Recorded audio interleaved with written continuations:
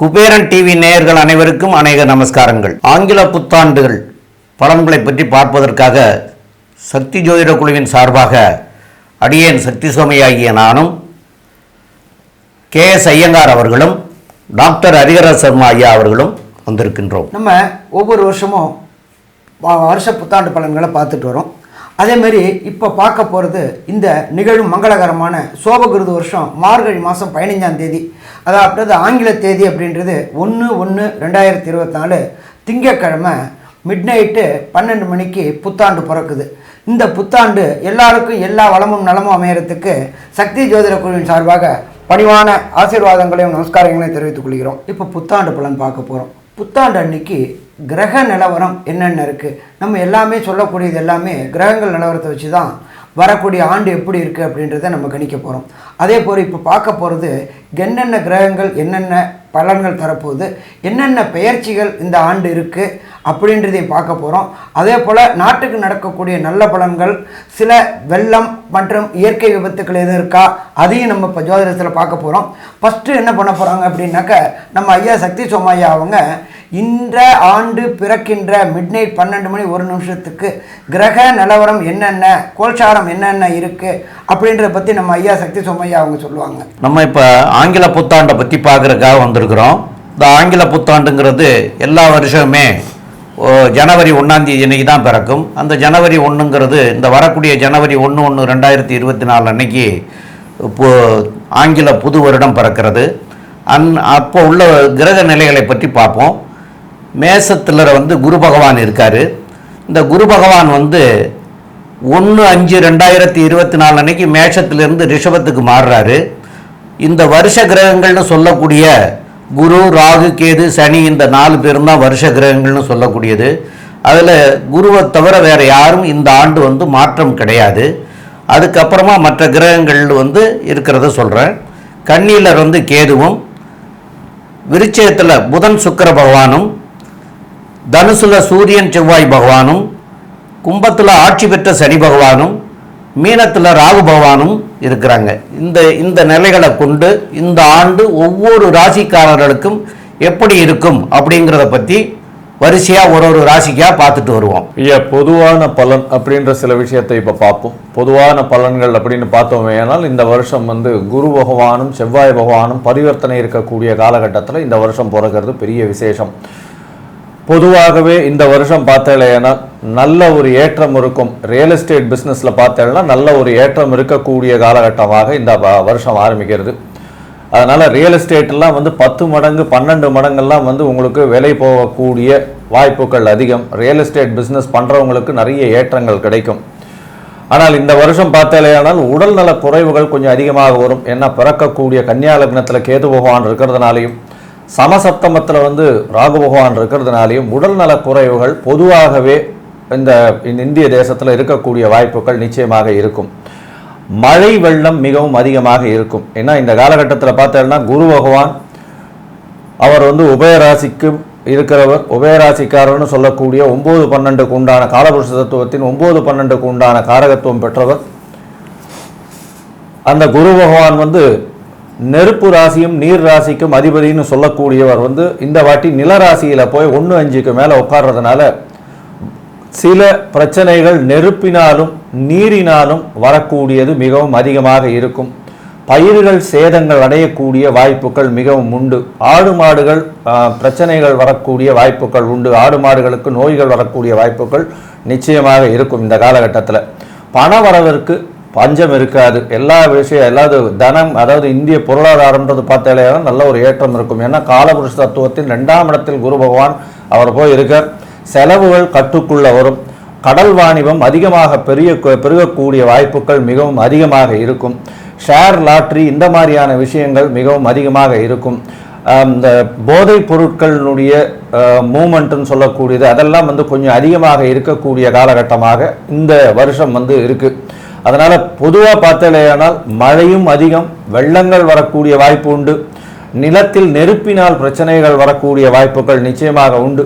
இதெல்லாம் வந்து இந்த வருஷத்துல நிச்சயமா வரும். அதனால பூகம்பம் இருக்கக்கூடிய வாய்ப்பு, அதுவும் நார்த் ஈஸ்டர்ன் சைடில் பூகம்பம் வரக்கூடிய வாய்ப்புகள் நிச்சயமாக உண்டு.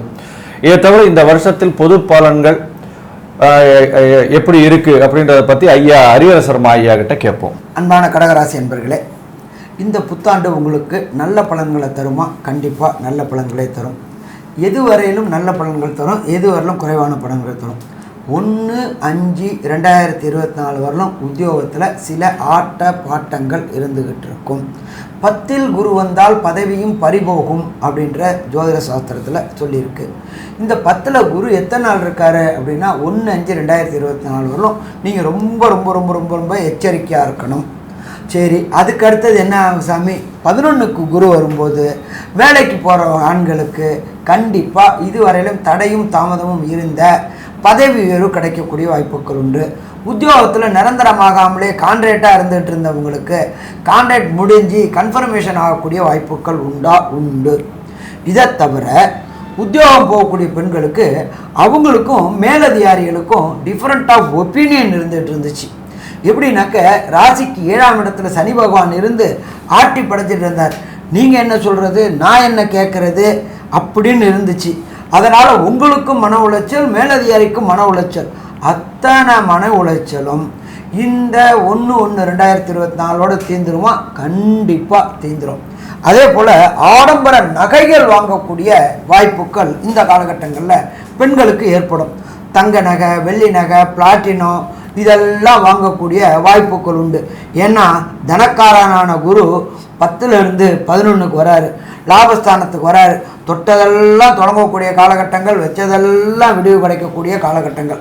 அப்போ வேலைக்கு போகிற ஆண்களுக்கும் சரி, வேலைக்கு போகிற பெண்களுக்கும் சரி, அதே போல் இல்லத்தரசிகளை பொறுத்தளவுக்கு வீட்டுக்கு தேவையான அலங்கார பொருட்கள், வீடை சின்ன சின்ன ரெனோவேஷன் பண்ணிவிட்டு அலங்கார பொருட்கள் வாங்கக்கூடிய வாய்ப்புகள் உண்டு. அதே போல் வீட்டுக்கு ரொம்ப வருஷமாக நான் ஒயிட் வாஷ் கூட பண்ண முடியாமல் இருந்தேன் அப்படின்னு நினைக்கிறவங்களுக்கு ஒயிட் வாஷ் பண்ணக்கூடிய வாய்ப்புகளும் இந்த தை பிறக்கும் பொழுதே வழி பிறக்குமா? கண்டிப்பாக வழி பிறக்கும். இதுக்கு அடுத்தது பொறுத்தளவுக்கு மாணவர்களுக்கும் வியாபாரிகளுக்கும் இந்த ஆங்கில புத்தாண்டு என்னென்ன பலன்களை தரும் அப்படின்றத நம்ம ஐயா சக்தி சோமையா அவங்க சொல்லுவாங்க. அற்புதமாக தெளிவாக சொன்னீங்க. இதில் வந்து என்னென்னு கேட்டிங்கன்னா, 7ஆம் இடத்துல இருந்த சனி பகவான் உங்களுக்கு 8ஆம் இடத்துக்கு போயிட்டார். இந்த ஆண்டு பிறக்கிறதுக்கு முன்னாடியே போயிட்டார். அப்போது அஷ்டமத்து சனின்னு சொல்கிறது. 7ஆம் இடத்துல இருந்த போதே வந்து சிறு சிறு தொல்லைகள்லாம் அனுபவிச்சுட்டு இருந்தீங்க. இப்போ 8ஆம் இடத்துக்கு போனது இதை விட அதிகமான தொல்லைகள் தான் வரக்கூடிய வாய்ப்புகள் உண்டு. அதனால் வியாபாரிகள் எதுவாக இருந்தாலும் ரொம்ப கவனமாகவும் இதை செய்யலாமா செய்ய வேண்டாமா, இதை எடுத்தால் சரியாக வருமா வராதா அப்படிங்கிறத ரொம்ப தீர்க்கமாக ஆலோசனைகள் முடிவெடுத்து நீங்கள் பண்ணினாதான் இந்த 2 ஆண்டு காலத்தை வந்து நல்ல விதமாக கொண்டு போக முடியும். அப்போது இதுக்கு உங்களுடைய ஜோசியருங்க, உங்களுக்கு தெரிஞ்ச ஜோசியருங்கள்கிட்டே நீங்கள் போய் அஷ்டமத்து சனிக்கு நான் என்ன பண்ணுனா சரியாக வரும் அப்படிங்கிறத விளக்கங்களை கேட்டு அதுகளையும் நீங்கள் செய்துக்கிட்டீங்கன்னா, அதனால் இந்த அஷ்டமத்து சனியினால் வரக்கூடிய விளைவுகளில் பாதிப்புகளில் இருந்து நன்மை பயக்கிறதுக்கு உண்டான வழிமுறையை தேடிக்க முடியும். அதை நீங்கள் போய் கேட்டு தெரிஞ்சு பண்ணிக்க வேண்டியது. இப்போது வருஷ பலனில் நாங்கள் அதெல்லாம் சொல்லிகிட்டு இருக்க முடியாது. மாத பலன்கள் வர்ற போது கூட அதை சொல்லுவோம். இப்போது அதனால் அதை வந்து இந்த 2 ஆண்டு காலம் நீங்கள் வந்து அவங்க சொல்கிறத கேட்டு கடைப்பிடிச்சி அதுகளை சரியாக பண்ணிகிட்டு இருந்தீங்கன்னா கண்டிப்பாக இதுலேயும் நன்மை பயக்கும். வியாபாரிகள், உத்தியோகத்தில் இருக்கிறவங்க இவங்கெல்லாம் ரொம்ப கவனமாக இந்த 2 ஆண்டு காலமும் இருக்கணும். அதாவது இந்த ஆண்டு கவனமாக இருந்துக்கிறது தான் நல்லது. மேற்கொண்டு படிப்பை பற்றி சொல்ல சொன்னீங்களா ஐயா? மாணவர்களுக்கு படிப்பு, இதே ராசியில் இருக்கிற குழந்தைகளுக்கு வந்து படிப்புலரை வந்து ஞாபக சக்தி குறையக்கூடிய வாய்ப்புகள் உண்டு. அந்த ஞாபக சக்திகள் மறையாமல் இருக்கிறதுக்காக டெய்லி போய் விநாயகரை போய் வணங்கிட்டு வந்துட்டு டெய்லி அவங்க பண்ணாங்கன்னா கண்டிப்பாக அந்த ஞாபக சக்திகள் வந்துடும். அதனால் படிப்பு கெடாமல் போகிறதுக்கு உண்டான வாய்ப்புகள் கிடைக்கும். இதை இந்த ஆண்டு முழுவதுமே வந்து டெய்லி ஒரு விநாயகரை போய் வணங்கிட்டு வரலாம், ஆஞ்சநேயரை வணங்கிட்டு வரலாம். இதெல்லாம் பண்ணாங்கன்னா இந்த படிப்புலரை வந்து கவனக்குறைவுகள் வராமல் நல்ல விதமாக படிக்கக்கூடிய வாய்ப்புகள் எல்லாம் ஏற்படுத்தி கொடுப்பார். அதனால் கடகராசிக்காரர்கள் எதவாக இருந்துக்கிறது நல்லது. எதையுமே ஒரு தடவைக்கு 2 தடவை யோசனை பண்ணி செய்துக்கிறதும் நல்லது. மேற்கொண்டு உள்ள விவரங்களை பற்றி நம்முடைய கே.எஸ். ஐயங்கார் அவர்கள் சொல்லுவாங்க. ஐயா அற்புதமாக சொன்னீங்க. அதாவது கடகராசியை பொறுத்தவரையிலும் இந்த வருஷம் பார்த்தாலேயானால் அஷ்டமத்து சனி 10ஆம் இடத்தில் குருன்னு ஆரம்பிக்கிறது.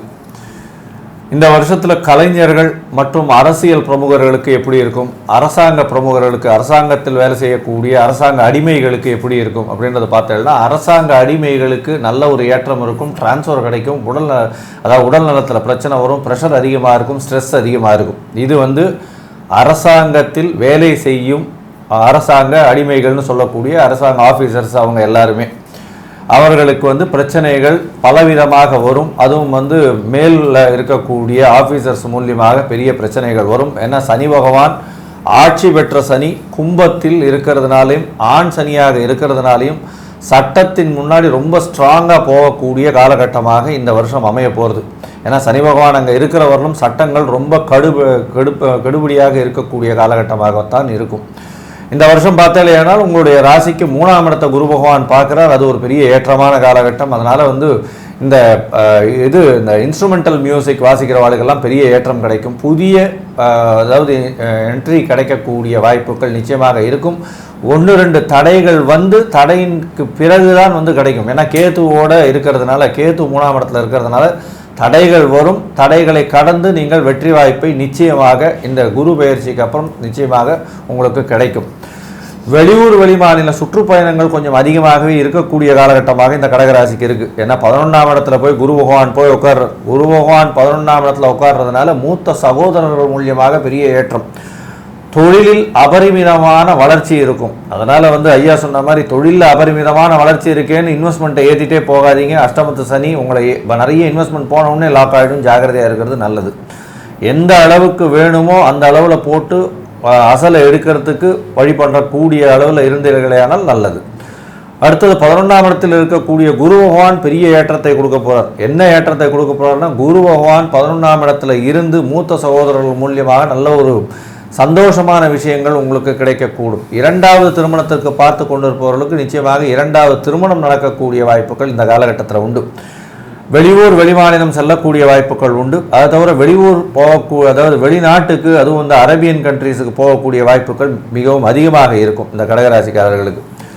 உங்களுடைய ராசிக்கு பார்த்தாலேயானால் 3ஆம் இடத்தில் இருக்கக்கூடிய கேது பகவான் குருவினுடைய பார்வையில் இருக்கிறதுனால நல்ல ஒரு முயற்சிகள் அனைத்தும் வெற்றி பெறும். கலைஞர்களுக்கு புதிய வாய்ப்புகள் கிடைக்கக்கூடிய காலகட்டம்.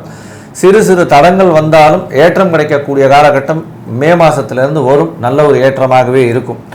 உங்களுடைய ராசிக்கு பார்த்தாலேயானால் அரசியல் பிரமுகர்கள் அவர்களுக்கு சிறு சிறு பிரச்சனைகள் வரும். கீழ்த்தட்டு தொண்டர்களால் பிரச்சனைகள் இருக்கும். யாரையும் நம்பிடாதீங்க, பொறுமையாக இருக்கிறது ரொம்பவும் நல்லது. 8ஆம் இடத்துல சனி பகவான் இருக்கிறதுனால உங்களுக்கு கீழே யார் ஒர்க் பண்ணுறாலோ அவள் தான் உங்களுக்கு எதிரியாக வரக்கூடிய வாய்ப்புகள் நிச்சயமாக உண்டு. அதனால் எந்த ஒரு விஷயத்தையும் ஜாகிரதையாக செய்கிறது அரசியல் பிரமுகர்களுக்கு, இந்த கடகராசிக்காரர்களாக இருப்பார்களே ஆனால் அவர்களுக்கு ரொம்பவும் நல்லது அப்படின்றத சொல்கிறோம். இந்த வருஷம் பொதுவாக எப்படி இருக்குது அப்படின்னு பார்த்தாலேயானால், அதாவது இந்த பொது பலன்கள் அப்படின்னு பார்க்கும்பொழுது ஒரு கன்க்ளூஷனில் சொல்லும்பொழுது பார்த்தாலேயானால், பொதுவாக யதார்த்தமான ஆண் பெண் எல்லாருக்குமே ஒரு நல்ல ஒரு ஏற்றமான காலம். ஏப்ரல் மாதம் மே மாதம் வரலும் 10ல் குரு 8ல் சனி இருக்கிறதுனால வேலையில் மிகப்பெரிய பிரச்சனைகள் இருந்து கொண்டே இருக்கும். உங்களுக்கு மே மாதம் போனதுக்கப்புறம் பார்த்தோம்னா ஒரு நல்ல ஏற்றம் கிடைக்கும். தொழிலில் பெரிய அபிவிருத்தி இருக்கும். உங்களுக்கு செய்யக்கூடிய வேலையில் ஒரு டிரான்ஸ்ஃபர் கிடைக்கும். டிரான்ஸ்ஃபர் மூலியமாக உங்களுக்கு ப்ரமோஷன் கிடைக்கக்கூடிய வாய்ப்பு கிடைக்கும். பணவரவிற்கு பஞ்சம் இருக்காது. எல்லா விதமான சௌக்கியங்களும் கிடைக்கக்கூடிய பாக்கியம் உண்டு. 2வது திருமணத்துக்கு பார்த்து கொண்டிருப்பவர்களுக்கு 2வது திருமணம் நிச்சயமாக அமையும். படிக்கக்கூடிய மாணவர்களுக்கு கொஞ்சம் சிரத்தையாக இருக்கிறது ரொம்பவும் முக்கியம். ஏன்னா 8ஆம் இடத்துல சனி பகவான் கொஞ்சம் உங்களுடைய டிஸ்ட்ராக்ஷன் கொண்டு போகக்கூடிய தவறான பழக்க வழக்கங்களுக்கு கொண்டு போகக்கூடிய காலகட்டமாக இருக்கும். ரொம்ப ஜாகிரதையாக இருக்கிறது நல்லது. முயற்சிகள் அனைத்தும் வெற்றி பெறும். அதனால் கவலைப்பட தேவையில்லை. உங்களுடைய ராசிக்கு 9ஆம் இடத்துல ராகு பகவான் இருக்கிறதுனால தந்தையின் மூலியமாக இல்லைன்னா அரசாங்கத்தின் மூலியமாக நல்ல ஒரு ஏற்றமான காலமாக உங்களுக்கு சேரும். அரசாங்க தொழிலில், அதாவது அரசாங்கத்தில் இருந்து பணிபுரியக்கூடிய ஊழியர்கள், அதாவது ஆஃபீஸர்ஸ், அந்த மாதிரியான கேட்டகரியில் இருக்கிறவர்களுக்கெல்லாம் பெரிய யோகமான காலம். இருந்தாலும் ஸ்ட்ரெஸ்ஸு ரொம்ப அதிகமாக இருக்கும். வேலையில் மேலே இருக்கக்கூடிய அதிகாரிகள் மூலியமாக அதிக ஸ்ட்ரெஸ் இருக்கக்கூடிய காலகட்டமாக இந்த வருஷம் அமைய போகிறது. பொதுவாக பார்த்தாலேயானால் நல்ல ஒரு ஆண்டாக இருக்கும். தொழிலில் நல்ல ஒரு வியாபாரம், பணவரவு இதுக்கெல்லாம் குறைச்சல் இருக்காது. திருமணமானவர்களுக்கு நல்ல ஒரு ஏற்றமான காலம், கவலைப்பட தேவையில்லை. குழந்தை பிராப்தி ஏற்படக்கூடிய காலகட்டமாக இருக்குது. 5ஆம் இடத்தை குரு பகவானை பார்க்கறது பெரிய விசேஷம். இருந்தாலும் உடல் நலத்தில் சற்று ஜாகிரதையாக இருக்கிறதும், தேவையற்ற சச்சரவுகளை தவிர்ப்பதும், வெளியூர் வெளிமாநிலம் செல்லக்கூடிய காலகட்டத்தில் போக வேண்டிய காலகட்டமாக இருக்கும். எதிர்பாலினத்தவர் பார்ட்னர்ஸை இவெல்லாம் ரொம்பவும் நம்ப வேண்டாம் அப்படின்றதையும் சொல்லி இந்த சக்தி ஜோதிட குழு சொல்லுது 2024 ஒரு மீடியமான கடகராசிக்காரர்களுக்கு இருக்கும் அப்படின்றத சொல்லுது. நன்றி, நமஸ்காரம். ஸ்ரீ குபேரன் டிவியை பார்த்தமைக்கு நன்றிகள். மேலும் இது போன்ற தகவல்களை தெரிந்து கொள்ள ஸ்ரீ குபேரன் டிவியை சப்ஸ்கிரைப் செய்யுங்கள். மறக்காமல் பெல் ஐக்கானை கிளிக் செய்யுங்கள்.